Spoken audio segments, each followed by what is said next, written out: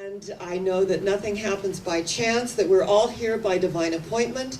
For our viewing audience, that you tuned in at this moment for this precious moment to open the space, your consciousness, your heart. And as we come together this morning, we acknowledge that we are free to create our own reality. That the very basis of this teaching is about being co-creators with our higher power. Whatever we choose to call our God, whatever name works for us, Father, Mother, Universal Intelligence, Yahweh, Buddha, it matters not, but to acknowledge that which is within us is greater than that which resides in the world of conditions, appearances, and effects. Jesus, who became the Christ, said you can low here, you can low there. What that means is you can look there, you can look over here, you can seek outside yourself, but the kingdom of God is within you. That place is within us. Go within to that place and listen to the still small voice of God. That's our intuitive prompting. That's the energy that guides and directs us and goes before us and prepares the way as we become a lamp unto our own feet, drawing others into our light and energy field, and to affirm that everyone and anyone who comes within our energy field is healed and uplifted in our presence. Because it's so easy on what is going on the planet at this time to move to a lower vibratory frequency. To, yes, ain't it awful, and this and that, and the economy, and everything that's going on. But we believe in our way of life that we take ourselves out of the law of averages and place ourselves within the law of individual selection. And what that means is that we open a larger space. We recognize that God is our source, not the economy, not the government, not the dividends, not our savings. God is our source. And when we recognize that and begin creating our own reality out of that mindset, things begin to shift. You've seen that bumper sticker, shift happens. Shift does happen as we shift our consciousness and the way that we hold things. One of my very favorite stories throughout the years, and you know that I am a storyteller. I believe in that energy of the story because I think that we are all the oral tradition of all of our stories and all of the ancestral gifts that have been given to us. And in this particular story, it's about two elderly gentlemen that were in a hospital room. One gentleman, his bed was against the window. And the other gentleman, he was next to him, and he had to lay flat. And the gentleman that would be propped up every day in his bed would share with his dear friend, his roommate in the hospital room, about every day he would look out upon a lake. The little ducklings were in the water, and the swans with their glorious wingspan, the energy of little children playing, lovers arm in arm walking in the park, the energy of the birds, the beauty of this amazing scene. Every day, his roommate looked so forward to hearing what he saw out his beautiful window, and the lake, and the swans, and the ducks, and the birds, and the children playing, and the lovers arm in arm. Every day, he was so grateful that his friend and his roommate would share what was going on out the window. And one day he said, I see a beautiful parade. I see a band. I see, the drum leader. Oh, he said, it's a beautiful, magnificent display. And although he didn't hear it, he was there. He would close his eyes, and in his mind's eye, he saw everything that his roommate shared with him. And he was so grateful for this. And then one morning, the nurse came in, and his roommate that was propped up every single day on his little pillow looking out the window, his body was lifeless and he had died peacefully in the night. And he said, oh, my dear friend. He said, oh, my dear friend. And at the appropriate time, he asked to be moved next to the window. And although he had to lay flat, when they did move him, he propped himself up with all this might and his strength to prop himself up to look out the window at the lake and the swans and the little ducklings and the children playing and the lovers walking arm in arm. He was so excited. And as he peered out the window, he saw nothing but a blank wall. And he said to the nurse, every day my friend would share with me the beauty of the lake, the lovers arm in arm, the swans swimming in the lake. I don't understand. And he said, oh, Joe was blind. This is what he saw in his mind's eye and imparted to you. And what I love about the story is he created his own reality. And although physically blind, energetically he had insight.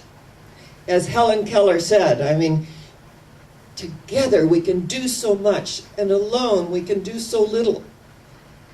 She had great insight regardless of what she went through in the physical. She had eyes that saw, and she had ears that heard. And it was that deep, deep voice of God that guided and directed her.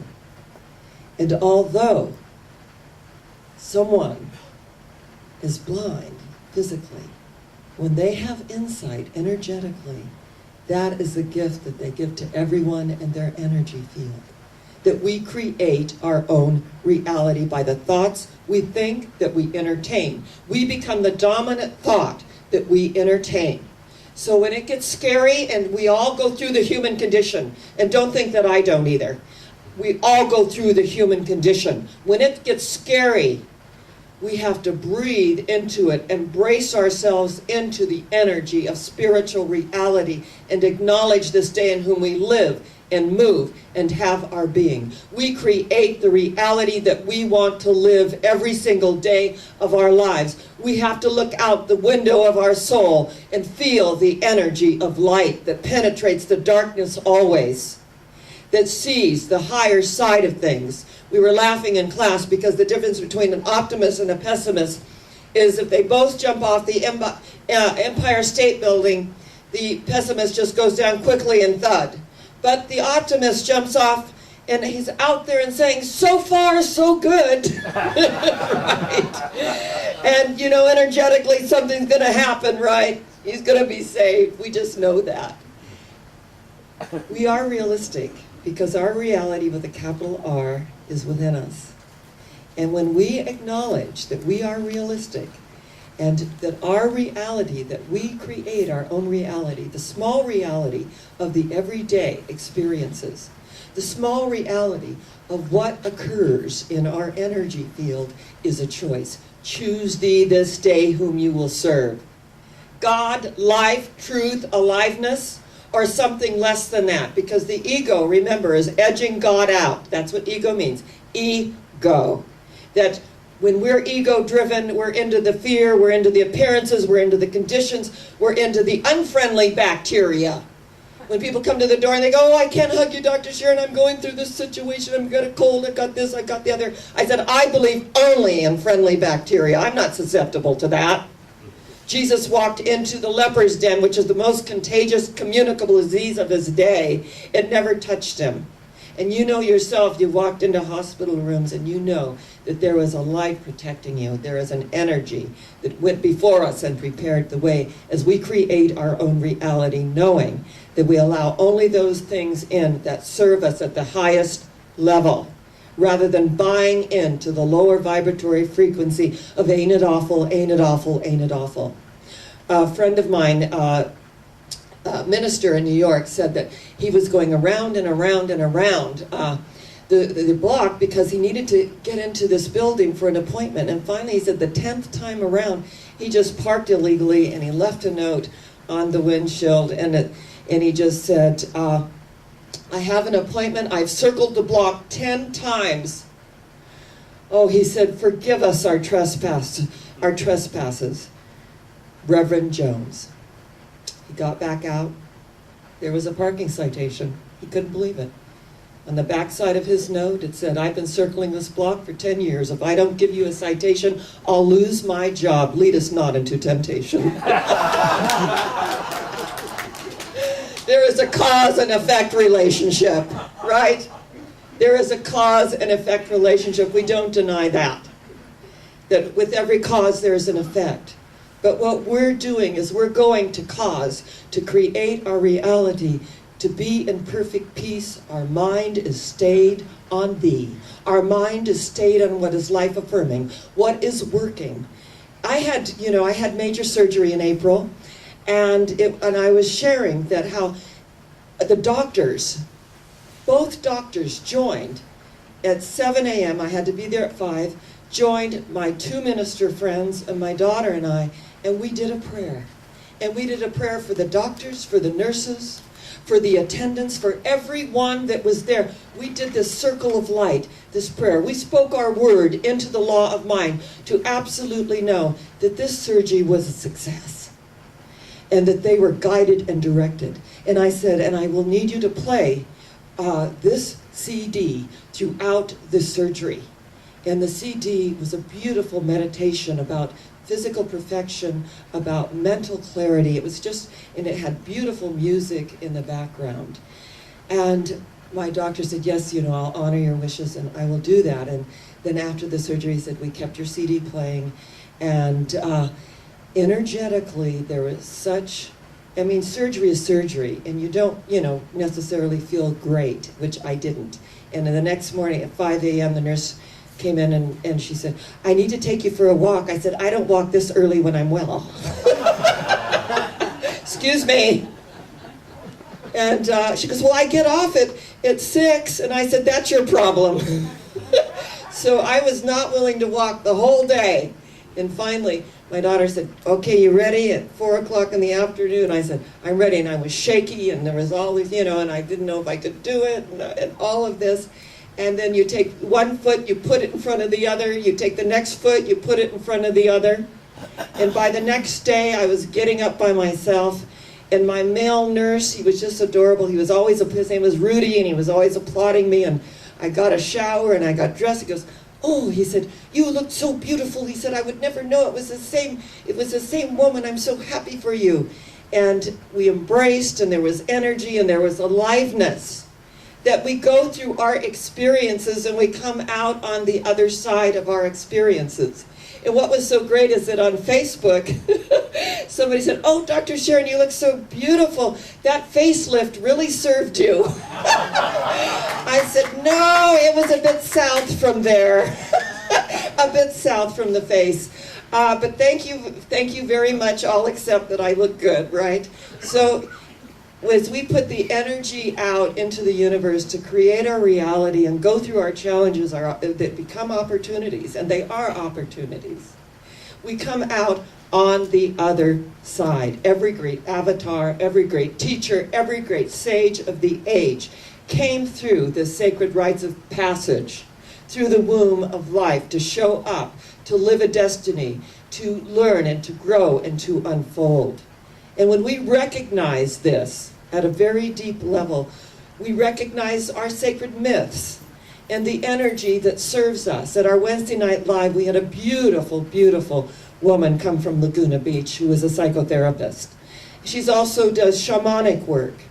And she brought seawater to christen everyone. She had everyone come up, and she christened everyone with the seawater that she had blessed, gave everyone a beautiful piece of lavender that permeated the whole room. Energetically, something shifted in the room as we looked at our own sacred motifs, as we look at our own sacred mythology that is there for us to come together in community, to realize that we're all christened with the energy of this life force, that we breathe the same air as every great avatar, teacher, and sage of the age breathed this energy. And as we look at some of our stories and the biblical stories, there was a science student that believed that the whale really did swallow Jonah and was sharing this with the science teacher. And the science teacher said, the whale is very large and deep, but the throat is rather small, could not swallow a human being. And he said, well, I believe, that he did swallow Jonah. And Jonah had a spiritual experience, and the teacher said, oh, I don't think so. And he said, well, when I get to heaven, I'm going to ask Jonah. And the science teacher said, well, what if Jonah didn't get to heaven? He said, then you ask him. So there's always that element also, right? There's always the human condition. And when we recognize the human condition, then our heart's open to compassion, and that we're not wearing our feelings on our sleeve. We're open to receive our good, pressed down, shaken together, and flowing over into every area of our life. We're open to move through patterns, and I've shared with you, I was raised in an alcoholic home. It was either feast or famine. My father was an animator for the Disney Corporation. He was fabulous, but they frowned on him not showing up on his binges, so he lost his job. And as a child, we went through that scary time of feast or famine. And when this, summer has been the most unusual summer we've ever had here at Interfaith, and I will be here 12 years on September 1st. Those same feelings came up for me. And I thought, isn't that interesting? And then I received, unexpectedly, a $1,000 check from State Teachers Retirement that I could pay our Interfaith bills with. And I was so grateful. And I opened my space up. I was like totally, this was unexpected. So when we feel the fear and the scariness, and we know the truth anyway, right? All the butterflies that are in there, we direct them to fly in formation so that they serve us. And as they serve us, then we can allow ourselves to get on the solution level and to create our own reality. This is an exciting time to be alive. Tomorrow I will be 69. Isn't that amazing? How did that happen? How did that happen, right? And I'm feeling divine at 69. I want you to know that. I'm feeling divine at 69. And what I know is it's a whole new paradigm. And all, my friends and colleagues, I think to myself, isn't this a wonderful time to be alive? Because I feel totally alive. And what we're going through at this moment in time is just a moment in time.